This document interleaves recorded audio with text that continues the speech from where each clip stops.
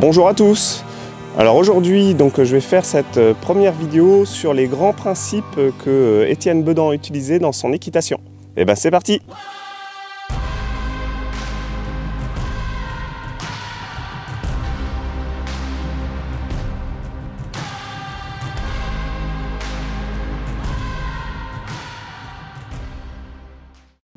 Déjà tout d'abord, je tenais à préciser que c'est une interprétation de ma part.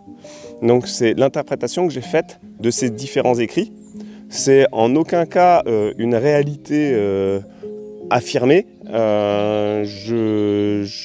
J'essaye de faire en sorte d'être le plus proche de ce qu'il essaye de mettre en avant, mais en étant aussi toujours dans le doute d'avoir bien compris ce qu'il a pu vouloir dire. Voilà. Donc la première chose qui me semble être importante de faire ressortir de sa méthode, si on peut dire, c'est le calme. C'est d'abord d'avoir un cheval qui est donc totalement calme. Et ça passe, me semble-t-il, au travers de ce qu'il fait ressortir, d'abord du cavalier. C'est-à-dire que le cavalier doit d'abord trouver le calme chez soi pour ensuite pouvoir le transmettre au cheval. Et ça passe aussi par une attention de chaque instant dans notre pratique avec le cheval ou au quotidien, et également de prendre un profond plaisir à faire ce qu'on fait. C'est-à-dire que l'idée c'est d'être à cheval et non pas de faire à cheval. L'idée c'est pas de rejoindre un but, mais plutôt d'être au service du cheval. Voilà, donc je résume. Je vais résumer un peu les grands principes et je reviendrai dessus bien sûr de façon détaillée dans d'autres vidéos. Bien, second principe, c'est observer le cheval à l'état naturel et voir comment il fonctionne naturellement. Et donc, en fait, tout simplement, c'est de dire que le cheval, quand il a une allure qui est beaucoup plus étendue, une encolure basse, on peut remarquer que ce sont les chevaux consomment peu d'énergie à ce moment-là et sont capables de faire de longues distances. Donc c'est tout à fait approprié par exemple à la balade. Mais à l'inverse, quand ils font les beaux dans le champ, à faire les fiers, etc., ils ont des allures beaucoup plus redressées, beaucoup plus grandies. Et à ce moment-là, ce qui leur permet de faire sortir mécaniquement des allures beaucoup plus relevées.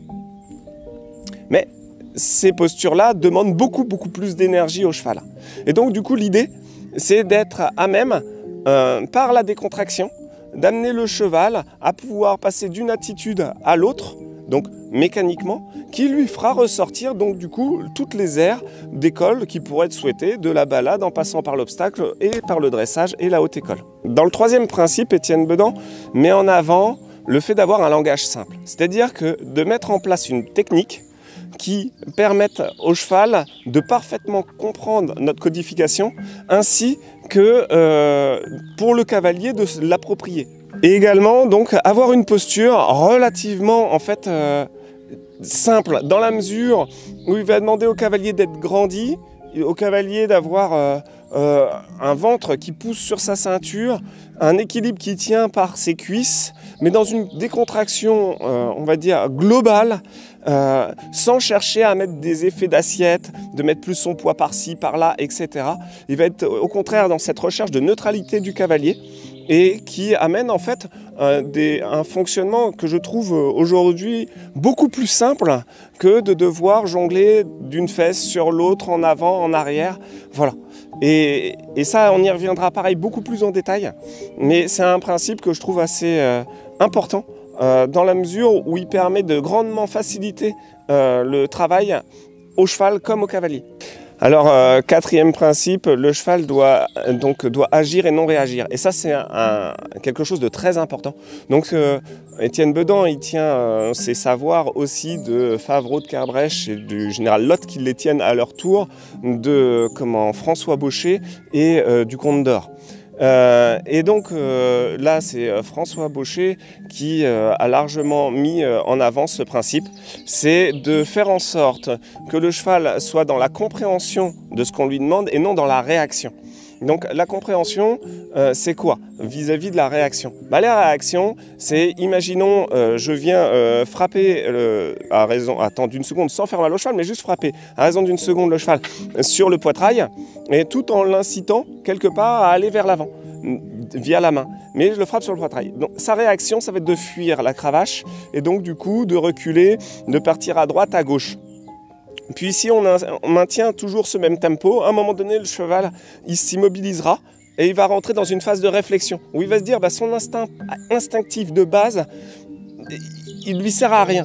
Et donc, du coup, il va se mettre à chercher à réfléchir son action.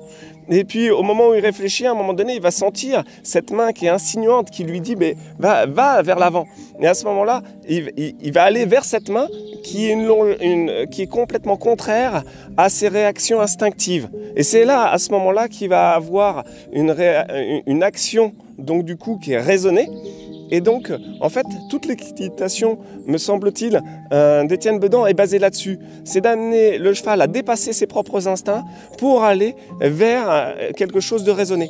Mais c'est vachement intéressant aussi en termes de paisibilité chez le cheval, parce que c'est ce qui va amener le cheval, par exemple, face à quelque chose qui va lui faire peur, de par une éducation qui tourne autour de ça, à se dire « Ah, ça fait peur, réaction instinctive, je devrais fuir, mais en même temps, je remarque que fuir n'est pas forcément la situation, et si je raisonnais cet instant ?» Et au moment où il raisonne cet instant, se dire non, en fait ça va. Et donc à ce moment-là, il ne prend pas peur, il ne fuit pas. Et ça revient un petit peu chez nous, si on devait se projeter dans ça, c'est si j'imagine m'asseoir sur une chaise et puis et voilà, et rester assis.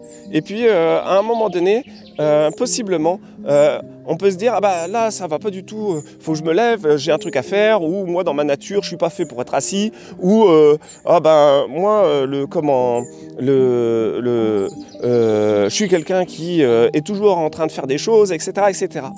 Et en fait, c'est de se rendre compte que quand on est assis sur cette chaise, il y a un moment donné, il y a une pulsion à l'intérieur de nous qui nous pousse à l'action. Et donc à sortir du fait d'être assis.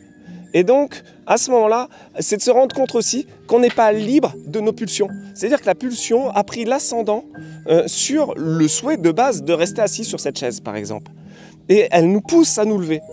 Et que c'est à un moment donné, en regardant cette pulsion, donc en faisant face à cette pulsion, qu'on peut être amené à la découvrir et ensuite se dire « Ah mais en fait, tout va bien ».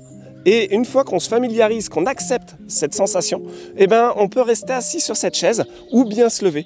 Et c'est à ce moment-là où, me semble-t-il, on devient raisonné. C'est le moment où on a le choix de rester assis ou de se lever. Et non pas d'être contraint de se lever quand cette pulsion intervient et donc du coup nous rend prisonniers de nos pulsions naturelles.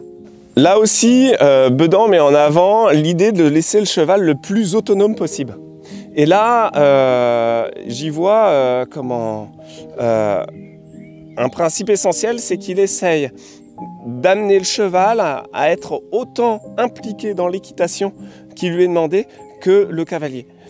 Et donc ça responsabilise le cheval, et le cheval étant en responsabilité, il a envie de faire, il se met à avoir envie de faire, il se met à avoir compris aussi ce qui lui est demandé, et donc du coup il y met une énergie qui est beaucoup plus grande tout simplement que si on l'obligeait à faire. Un peu comme une personne qui travaille pour une autre personne, mais qui est responsabilisée, dans lequel il s'épanouit dans son travail, et dans lequel en fait il fait avancer quelque chose qui lui plaît. Et non l'esclave qui est fouetté pour faire avancer le travail de quelqu'un. Étienne Bedan met en avant également l'apprentissage lent, méthodique, puis ensuite le fait d'assembler. Donc c'est tout simplement de travailler de façon complètement décomposée, par exemple le travail à pied, différentes figures, les unes à part des autres. Et puis le moment venu, à pied comme monté, c'est de rassembler chacun de ces instants. Donc c'est d'amener le cheval en fait à avoir compris l'idée d'aller en avant, par exemple, cette impulsion, et ensuite de cette action de rêne de mobiliser ses épaules vers la droite. Et le moment où on assemblera les deux, le cheval il partira sur une pirouette au pas à droite. Et donc du coup, c'est bien cette notion d'assembler des ingrédients différents que et ces ingrédients doivent être parfaitement compris à la base, parfaitement révisés de la part du cheval, de façon à ensuite que le fait de les assembler soit simple et donc du coup que la figure en elle-même, la pirouette, soit simple à exécuter pour le cheval. Alors un autre grand principe de Bedan, c'est de travailler dans la descente de main et la descente de jambes. Donc en fait, encore une fois, ça rejoint un petit peu l'autonomie du cheval. C'est de dire que j'ai demandé via une action de main ou une action de jambe quelque chose, et ensuite je relâche tout de suite mes aides dès l'instant que j'ai fait ma demande, de façon à laisser le cheval autonome dans sa demande. Là, je ferme mes doigts, je propose l'arrêt. Ensuite, je referme mes doigts, je propose le reculer. Et une fois que le cheval recule, je descends de main de façon à lui dire oui, c'est ça, très bien, on maintient. Et une fois que mes jambes se serrent, hop, ça va arrêter l'action. Donc là, je serre mes jambes, ça arrête l'action de reculer. Je remets les jambes en avant. Je place la nuque à une certaine hauteur, puis descendre de main. Et je demande au cheval de tenir sa hauteur de nuque par lui-même sans avoir recours à ma main. Autre exemple, cette fois-ci une transition galop-arrêt. Je ferme mes doigts puis les réouvre, puis laisse faire au cheval sa transition, en totale autonomie. Ou là encore, il stabilise son allure au trot et sa hauteur de nuque par lui-même. Donc, il est autonome dans sa tenue. On peut voir ici un cheval en équilibre. Il y a aussi cette notion d'équilibre qui est importante à comprendre dans l'équitation bouchériste en règle générale. C'est qu'il faut imaginer, selon les chevaux, que en fait, il y a une boule qui est le centre de gravité du cheval. Donc des chevaux qui seront plutôt sur les épaules, la boule elle est plutôt devant. C'est des chevaux qui seront plus aptes à pouvoir potentiellement emmener le cavalier, à peser dans la main, à lever les fesses. Et à l'inverse, si la boule est derrière, ben, ce seront des chevaux qui seront plus aptes à se cabrer, à s'acculer, à engager fortement les postérieurs mais sans jamais pousser. Enfin voilà. Et donc du coup l'idée pour le cavalier, ça va être de ramener cette boule au centre.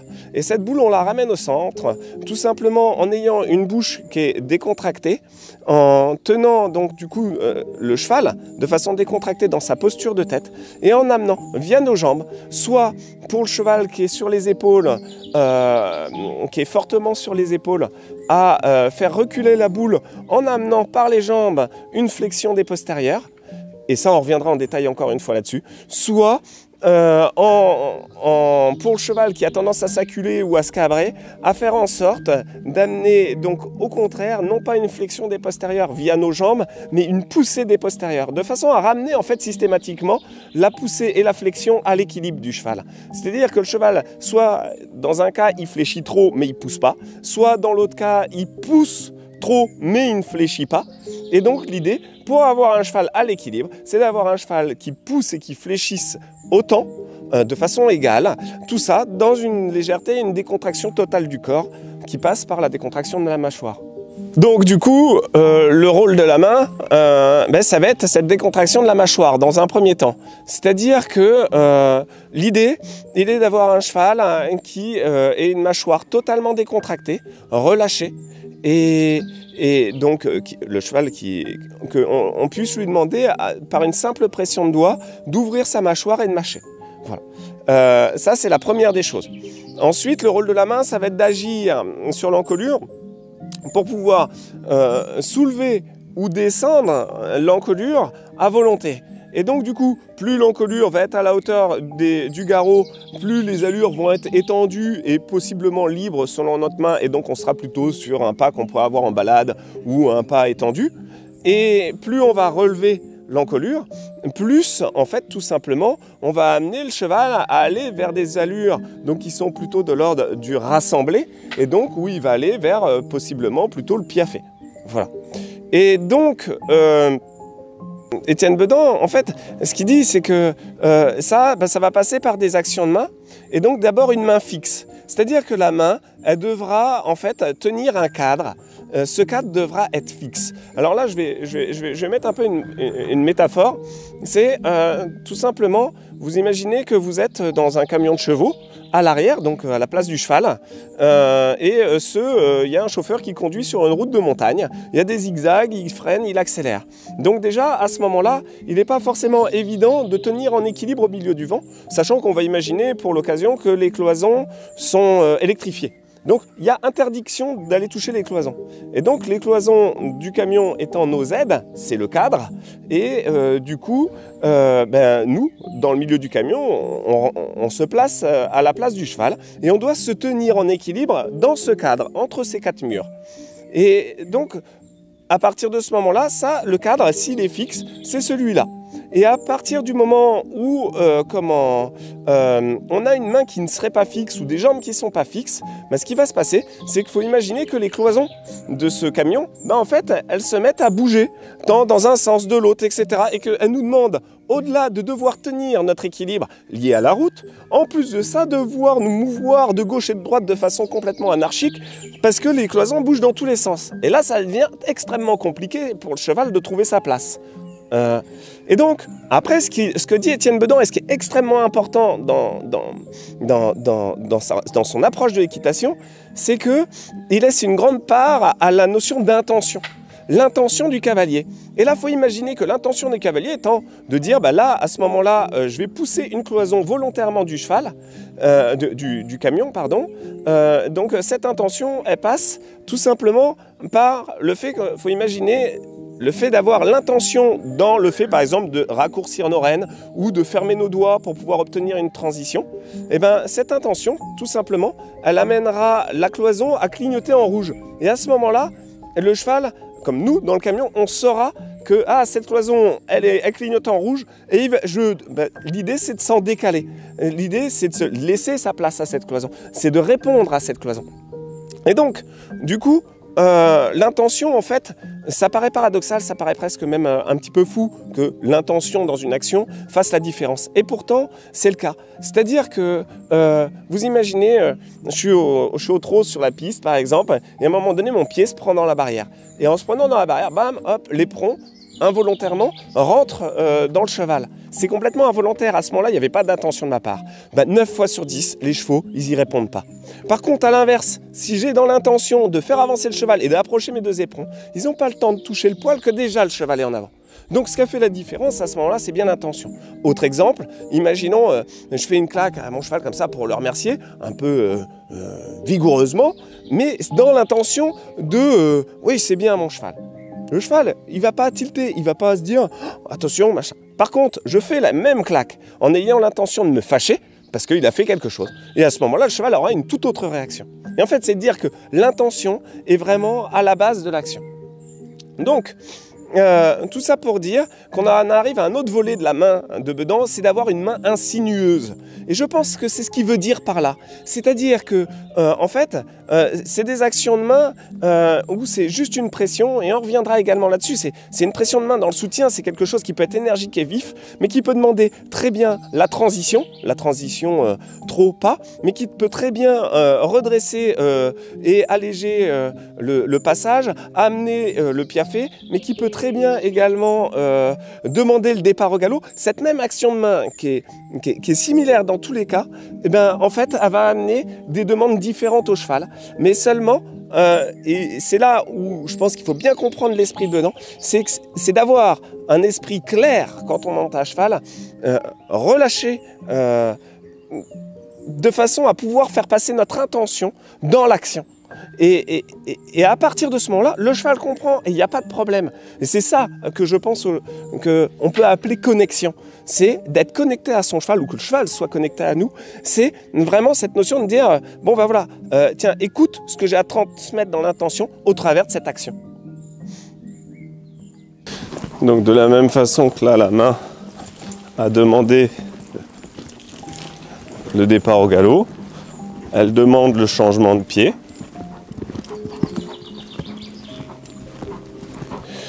Donc, et ensuite, il y a le rôle des jambes. Et le rôle des jambes, en fait, tout simplement, c'est de mettre le cheval dans l'impulsion, en avant, tout simplement, par l'action des jambes. Donc ça, c'est pareil, on reviendra longuement là-dessus, comment on habitue le cheval aux jambes, aux éperons, etc. Sachant que, en fait, l'éducation aux éperons est essentielle, là, en l'occurrence, dans le dressage de Bedan, tout simplement pour amener le cheval, dans certaines circonstances, à fléchir ses postérieurs et dans d'autres circonstances, à pousser.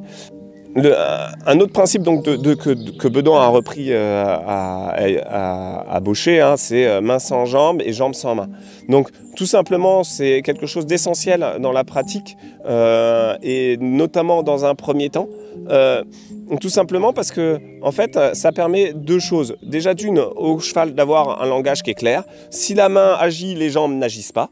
Et vice-versa, si les jambes agissent, la main n'agit pas. Mais aussi, ça permettra au cavalier de se rendre compte de ses propres erreurs. Et ça, c'est important de le percevoir chez soi. C'est-à-dire que à quel point on a tendance au quotidien, quand on monte à cheval, à avoir mis par exemple trop de jambes et en fait réguler un peu avec la main, donc on ralentit un peu la main, notre surcroît de jambes. Mais donc du coup, ça veut dire qu'on met le cheval un peu entre le marteau et l'enclume à ce moment-là. On est en train de lui dire, en fait, j'ai mis trop de jambes, mais du coup, je m'en rends pas compte, et par conséquent, je mets plus de mains pour combler le trop de jambes. Non, en fait, c'est juste mettre moins de jambes. Et c'est ça le principe de base, c'est de prendre conscience qu'il y a trop de jambes, ou à l'inverse, prendre conscience qu'il y a trop de mains. C'est-à-dire, je suis au trot, je demande une volte et le cheval repasse au pas. C'est que j'ai été à l'encontre même de l'impulsion du cheval, donc j'ai commis une faute de main. S'il n'y avait pas eu faute de main, le cheval aurait maintenu son allure. Voilà, et ça en fait c'est une méthode de travail pour le cavalier pour s'auto-observer qui est excellente. Main sans jambes, jambes sans main. Quand j'utilise mes mains, je n'utilise pas mes jambes, mais si mes mains à ce moment-là vont à l'encontre de l'impulsion, c'est que j'ai commis une faute de main, et vice-versa. Alors une autre notion, c'est d'avoir un cheval droit d'épaule et de hanche. Et donc là en l'occurrence, en fait, un cheval... à l'état naturel, il marche relativement droit, sauf dissymétrie importante. Et par contre, à partir du moment où on a tendance à tendre nos rênes, le cheval va avoir tendance à se mettre un peu de travers. Alors, en fait, ce qui se passe déjà, c'est que naturellement, le cheval a des hanches plus larges que les épaules du cheval. Donc, pour avoir un cheval droit d'épaule et de hanche, il va falloir remettre les épaules dans l'axe. Et donc, du coup, ce qui peut procurer au cavalier déjà une légère sensation d'avoir un cheval qui a un peu de biais par rapport au pare-bottes ou à la lisse de la carrière. Parce qu'en fait, les épaules étant plus étroites, il faut les ramener un petit peu au centre. Donc, le cheval, on a cette impression qu'il est plus parallèle au bord. Et ça peut des fois être un peu perturbant. Et autre chose, c'est surtout ça. C'est-à-dire que le cheval, quand il est droit d'épaule et de hanche, toute son énergie va pouvoir être dans l'axe de travail. Il va pouvoir pousser dans le sens que souhaite le cavalier. Donc du coup, le cavalier, à ce moment-là, a à sa disposition toutes les forces du cheval.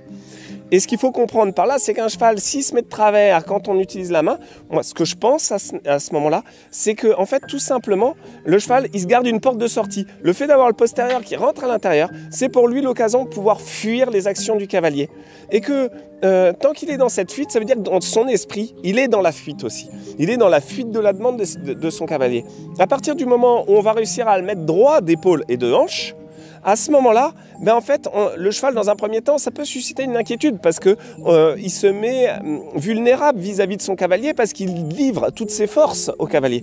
Mais dans un second temps, quand il se rend compte que le cavalier, il n'en profite pas et il n'en fait pas quelque chose de néfaste à l'encontre du cheval, à ce moment-là, tout simplement, le cheval, il s'en trouve rassuré parce qu'en fait, il peut fonctionner droit dans son fonctionnement naturel et en plus, il peut donner le meilleur de lui-même. Donc ensuite, après, il va y avoir une partie où on va commencer à organiser le travail des mains en même temps que celui des jambes. Et donc pour ça, on va faire ce qu'on appelle l'effet d'ensemble. Donc il y aura un sujet qui sera spécialement dédié à ça. Et en fait, c'est où on a tendance à opposer la main aux jambes. Et à partir de là, l'effet d'ensemble, en fait, va avoir pour vocation d'amener le calme chez le cheval et d'amener la franchise aussi chez le cheval. Et dans un autre temps, on va avoir, pareil, par l'accord des aides entre mains et jambes, c'est cette notion de rassembler, de façon à animer le cheval et de façon à accéder au rassemblé, au piafé, etc. Et donc, c'est toute une éducation aussi qu'on aura l'occasion de voir. Du coup, de l'extension d'encolure au rassemblé, en fait, c'est qu'une histoire de dosage entre la main et la jambe. C'est ce qu'il faut comprendre. C'est-à-dire que c'est qu'une question de... On a tous les ingrédients, on vient de les citer, et en fait, ces ingrédients, avec ces mêmes ingrédients, on peut faire quelque chose d'excellent à manger, et aussi on peut faire quelque chose d'immangeable, de franchement mauvais. Et en fait, ça va être d'utiliser ces principes, et c'est ce qui amène... le tact chez le cavalier. Le tact, c'est quoi? C'est cette capacité d'avoir le bon dosage dans les bonnes circonstances pour obtenir ce que l'on souhaite. Parce que tout simplement, ce qui fait qu'un cheval va être dans un pas étendu, c'est qu'on va lui demander, par exemple, une impulsion relativement faible, avec une longueur d'encolure qui est suffisamment longue pour que le cheval soit étendu et puisse dérouler son pas. Et progressivement, pour aller vers un pas, par exemple vers, je sais pas, un trot qui est rassemblé, et ben à ce moment-là, on va venir raccourcir un petit peu l'encolure en faisant monter légèrement le niveau d'énergie. Et à partir de là, le cheval, en relevant l'encolure dans la légèreté, je dis bien, le cheval va augmenter, donc du coup, va animer un peu plus ses allures. Et puis, si on augmente encore l'encolure, on va pouvoir amener plus de poids par le relèvement de l'encolure sur les hanches et donc élever encore les épaules et pourquoi pas aller vers le passage. Et puis, suite à ça, ensuite, on pourra très bien, en relevant au maximum l'encolure, amener le maximum de poids sur les hanches en ayant une impulsion formidable à ce moment-là, qui amènera le piaffe. Et en fait, tout ça, c'est juste une question de dosage entre la main qui va relever, qui va décontracter, qui va insinuer au cheval nos demandes, et la jambe qui va mettre exactement la quantité d'impulsion nécessaire au mouvement. Voilà. Et je pense que là, j'espère avoir résumé les grands principes d'Étienne Bedan dans leur globalité. Et maintenant, on va rentrer en détail dans chacun d'entre eux, dans la construction du cheval, notamment de ses débuts, dans le travail à pied, pour aller à la haute école. Si vous avez des questions, n'hésitez pas à les mettre en commentaire. C'est pour moi l'occasion en fait d'avoir un retour et aussi d'enrichir les contenus. Donc ces contenus, en fait je fais du mieux pour livrer ce que j'ai compris, mais en fait c'est vous qui allez savoir me dire ce que vous n'avez pas compris, et donc du coup ce qui permettra de rendre les contenus plus riches, et je tâcherai d'y répondre, alors peut-être pas à toutes les questions, mais à certaines d'entre elles, dans le contenu qui viendra et ainsi de suite, de façon à rendre plus explicite en fait la méthode d'Étienne Bedan, mais interprétée aussi par Antoine, parce que si c'était que la méthode d'Étienne Bedan, elle serait exceptionnellement mieux faite que celle que je vais mettre en place. Bien, je vous remercie et puis je vous dis à bientôt. Nous sommes heureux de vous accueillir dans notre écurie en Suisse normande. En vous inscrivant à notre newsletter, vous serez tenu informé des dates de stage et masterclass animées par Alice et Antoine Castillon, ainsi que des intervenants de renom, sur des thématiques telles que le travail à pied, avoir un cheval serein en extérieur, le dressage classique, l'éducation du jeune cheval et bien d'autres encore. A très vite! Vous trouverez le lien pour vous inscrire à la newsletter dans la description.